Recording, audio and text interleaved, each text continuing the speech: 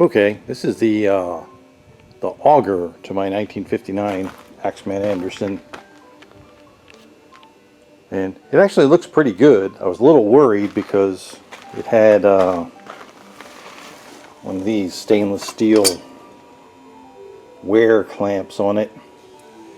This basically clamps on right here where the bearings for the auger are, right in front of the boiler, between the boiler and the bin. So this is the chain sprocket. This is the cam lobe that activates the ashing, and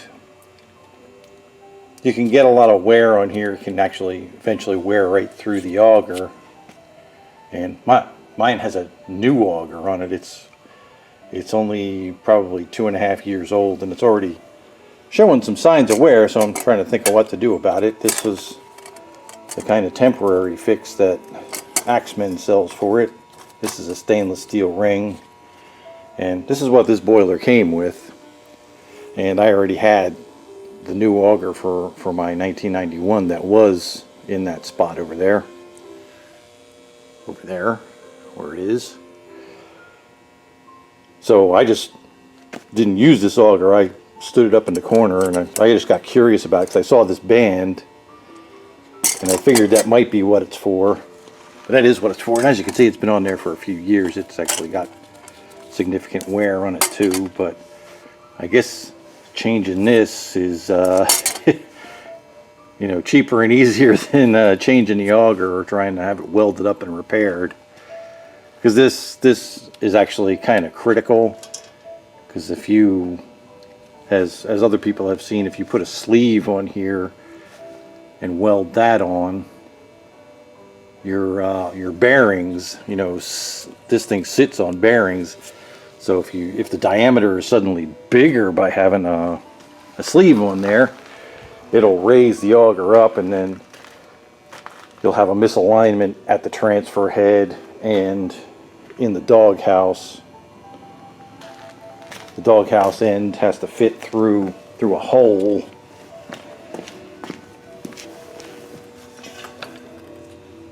Basically, the hole is to keep coal from, you know, going past the end of the auger and outside of the bin. So there's a round hole in the doghouse that captures the end of this auger.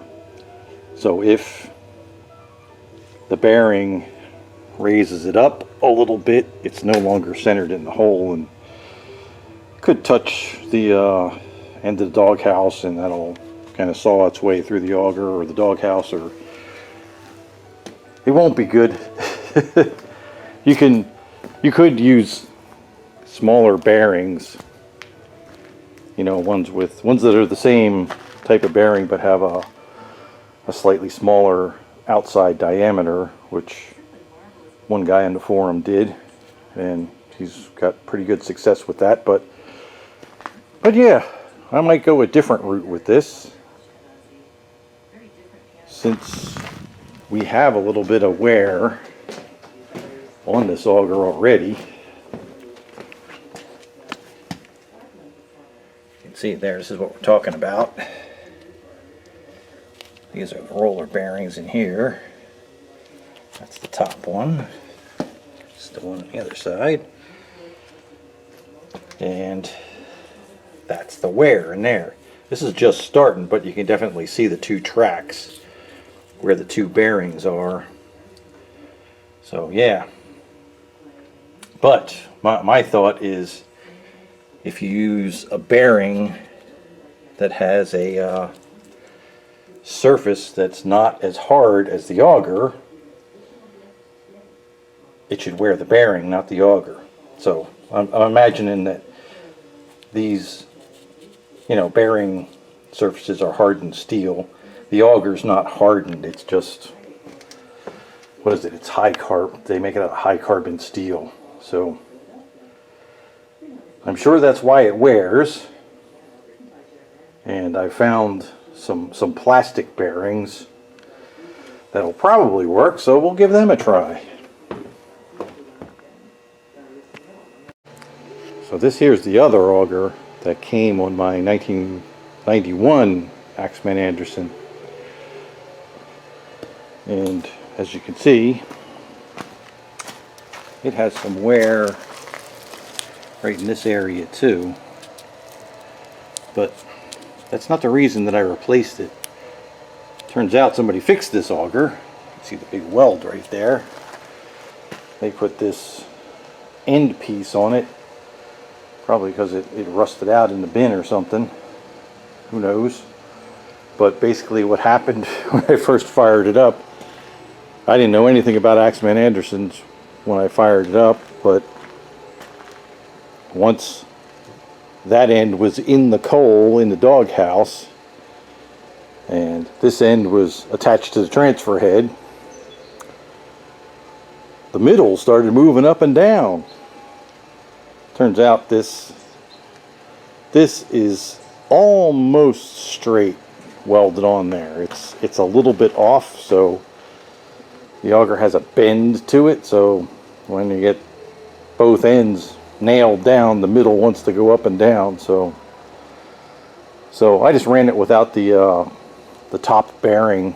I just took that out of the cage, and it ran fine for a while, and then I bought the new one, and that's what I've been running ever since. It's the brand new one. And that's about it. 2 Axeman augers sitting here, all cleaned up and ready to go. Ready for cat inspection. She's looking in there. She knows mice like to hide in those things, so she's gonna look in the hole there, see if she can see anything. Right, cat?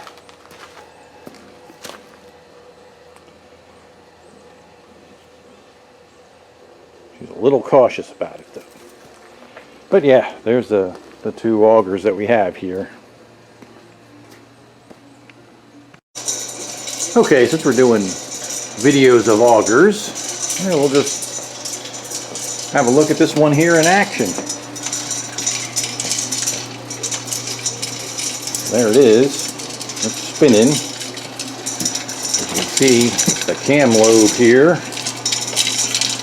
Okay, short on that side, long on that side. That's going to go and contact this bearing, which pushes this lever down, which is going to cause this gear to rotate. The gear is attached to a shaft that has a crank on the end of it that will pull the grate back and forth. We're not going to go in there right now because it's running. And this is how you set the feed rate. You can loosen these screws and move this foot. This is actually a foot that the lever sits on. And if you move it back this way, this angle will only allow the ashing arm to come down a certain amount, which means on the backstroke of this, it will engage less teeth. You see, right now it's going to get about 3, maybe 4 teeth. We'll wait for that to happen again. Cam's coming down. It's pushing. See, it's pushing the gear that way. And then on the back side, this is going to go up and engage probably 3 or 4 teeth. 1, 2, 3, 4. Got 4 that time. Right now it's set to go somewhere between 3 and 4. And if you wanted to increase the rate, you have it like way forward, like I have it on here. And that's what the auger does. That's the gearbox there. That's run by this motor. And that little sprocket there, this one will sprocket onto the auger, and the auger spins. See the drive for it here. So you can get this in the shot. Motor, gearbox. So that's what augers it in. And as long as we're describing stuff here, we might as well do the whole show here and go inside the transfer head where all the magic happens with one of these augers. Hopefully this flashlight works.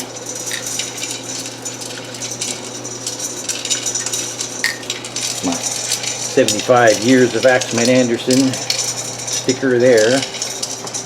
That was last year, 2019, so we've been in business building these things for 76 years now. There's the coal and the end of the auger. See that blast flighting sticks out like a tongue and pushes the coal towards the feed tube.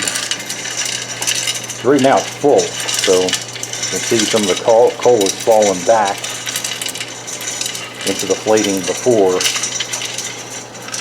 So you can't jam up this auger. I mean, this will never fill in here.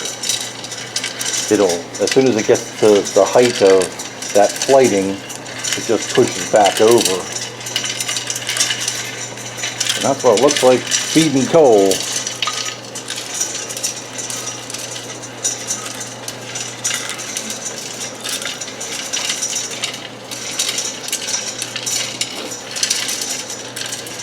And we'll talk about this tube here. This is the feed tube. You can see this is welded into the boiler, and it goes straight down into the fire chamber. You can kind of see it in there. That foot-looking part right above those blue flames there is the end of it. So the coal just falls through the tube, and when the ashing lever ashes off enough, slices off enough ash from the bottom of the fire, the coal can, fall in from the top there. That's how this crazy thing works. It's an Axeman Anderson